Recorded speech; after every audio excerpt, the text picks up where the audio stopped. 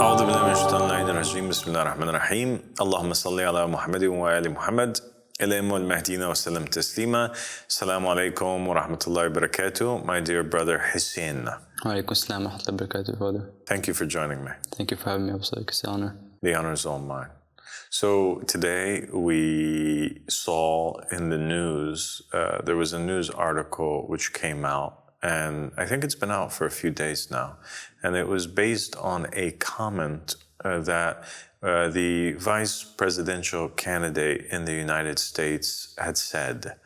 And basically he said, I am afraid that people are going to, meaning the US citizens, are going to lose faith in democracy if Trump wins, okay?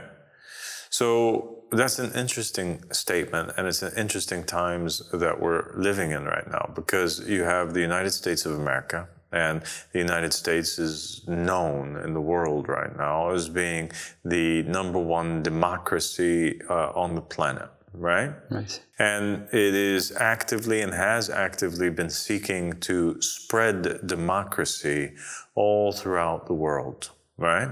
And it invests billions of dollars in wars and in special operations and in the spread of American propaganda through their television or media outlets or their newspapers or their influence on different regimes and politicians all around the world in different nations, in order that they convert people from the systems of rules which they are following, whether they're theocracies or autocracies or communist governments or whatever it is, monarchies that are ruling them.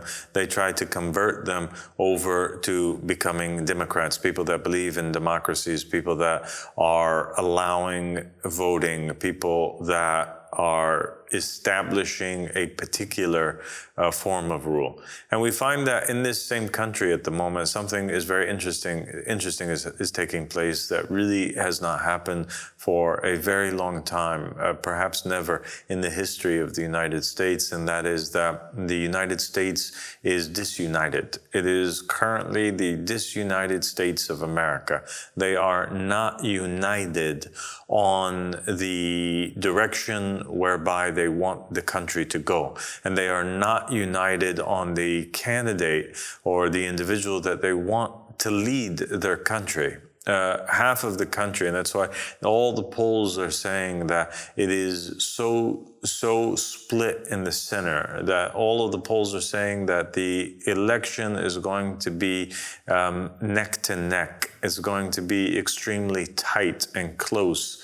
It could go either way. Half of the country want the Democratic candidate Kamala Harris to win, and half of them want Donald Trump to win.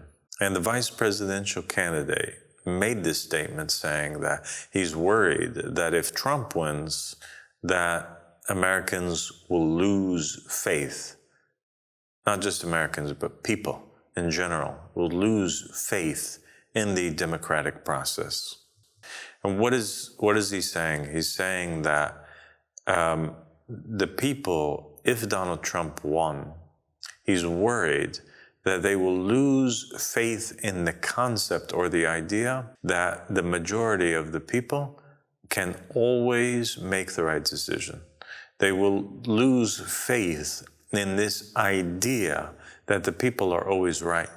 They will lose faith in the idea that the choice of the majority of mankind is a choice that is infallible, that will always lead to goodness, that the process itself is one which is almost divine, that requires us to put our faith into it as we would put our faith into a religion.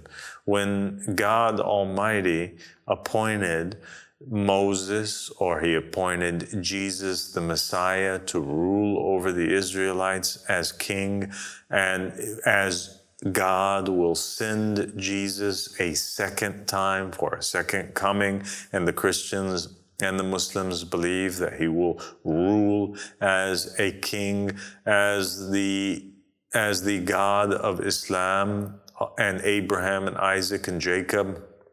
Allah subhanahu wa ta'ala sends the Mahdi as a king to rule over the Islamic nation, and it requires the faith of the people to be firm in that choice that is made by Allah subhanahu wa ta'ala. The vice presidential candidate of the United States is saying that that same faith is required to be placed. We are supposed to have faith in the process of democracy and the outcome of democracy. We're supposed to have faith in the president of the United States. We have to have faith in the choice of the majority of the people, even though the Quran says if you follow the majority of the people, you will be led astray, right?